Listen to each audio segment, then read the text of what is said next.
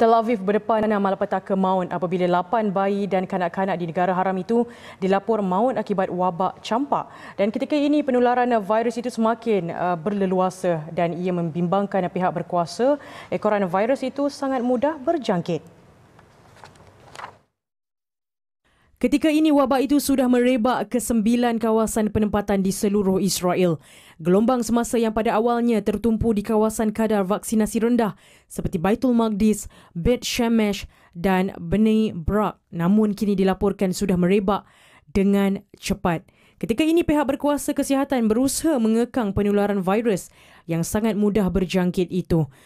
Dalam laporan terbaru, seorang kanak-kanak perempuan berusia 2 tahun meninggal dunia akibat komplikasi jangkitan campak selepas 10 hari dirawat dalam keadaan kritikal.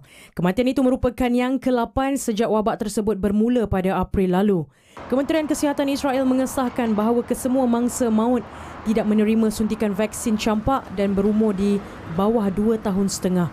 Data rasmi menunjukkan lebih 1,700 kes campak telah dikenal pasti, namun trend statistik menganggarkan jumlah sebenar jangkitan mungkin mencecah sekitar 5,000 kes.